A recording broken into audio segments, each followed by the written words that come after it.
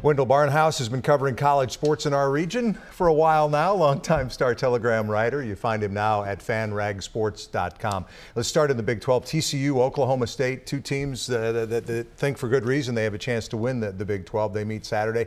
Cowboys scored 59 in a win over Pitt, TCU 56 in beating SMU this past weekend. Should be a shootout in Stillwater Saturday, huh? Yeah, and Mike, the last 2 weeks, the Big 12 has kind of found itself they're like Sally Field when she got her Oscar. It's like, you like us, you really like us, because for now, the Big 12 has kind of got a lot of things going on nationally with Oklahoma's victory at Ohio State. And, you know, now this is another big showdown with TCU at Oklahoma State.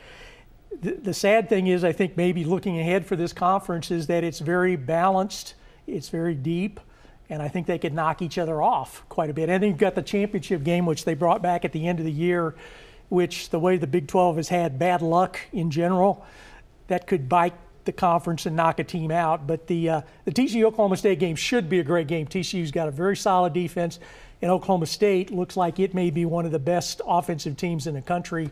And it's an early season, end of September showdown. Yeah, it should be fun. Oklahoma visits Baylor Saturday. Lincoln Riley, that impressive win over Ohio State early on.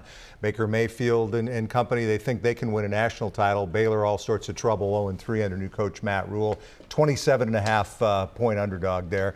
Bad things obviously happening at Baylor now, but at OU, they think they can win and win big this year. Well, like I said earlier, that Ohio State victory was very impressive, although, now you look at things, so these preseason rankings, it's kind of smoke and mirrors. And so maybe Ohio State really wasn't that good. And obviously they have some problems offensively and with their quarterback. But the fact is that Oklahoma went and took care of business and won impressively. It wasn't a fluke.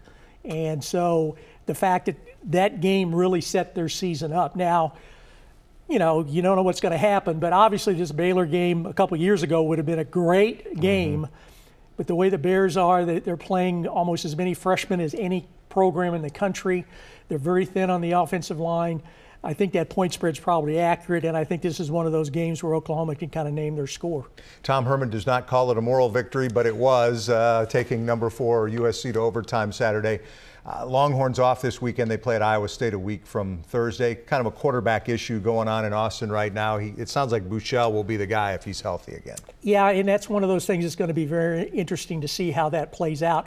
Because, the freshman that came in, Erlinger, he played great at USC and, gave him a lead with 45 seconds to play.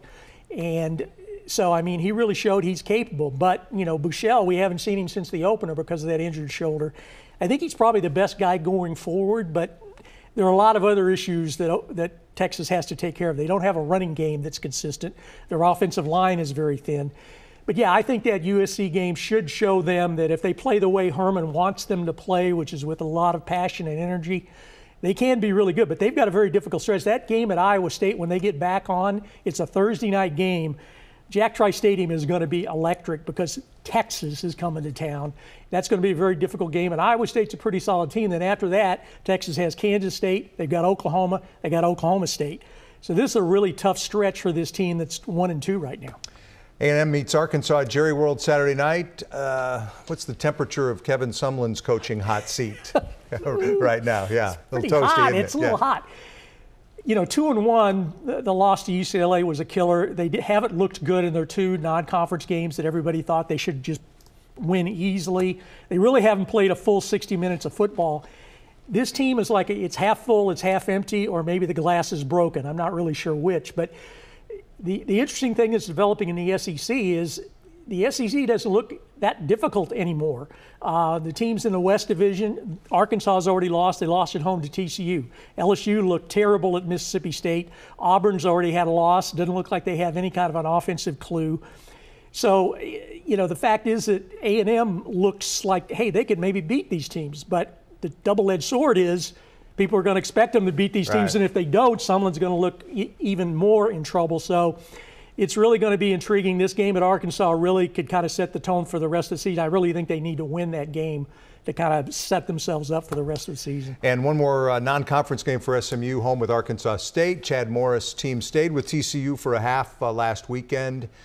I think the big question is, will he be on the hilltop long enough to turn that thing around, or will he end up at the place where Kevin Sumlin may be exiting at the end of this year. It's going to be a lot of speculation that if they do make a change, that Morris would definitely be on A&M's list. But you know, the thing with SMU, he has improved a program that when he took it over was almost like it was back on its old death penalty days. I mean, it was really in bad shape when June Jones left that program. This year is really challenging because the American Athletic Conference is really stout. It's one of the, you know, it could almost be considered one of the, you know, 5 best conferences in the country. SMU's got to go on the road to Memphis, which beat UCLA. They've got a road game at Houston, which we really don't know much about. They played Texas Tech this Saturday. Major Applewhite in his first season with the Cougars. They also have to go to Navy, which is a tough spot to win. So, you know, SMU, they win 8 or 9 games maybe, but if they only maybe go to 7 wins, he may not be that much of the flavor of the month when it comes to coaching changes. All right, always good information from Wendell Barnhouse. You find him at fanragsports.com. Wendell, thanks very much. No problem. I'm Mike Doocy, Fox 4 Sports.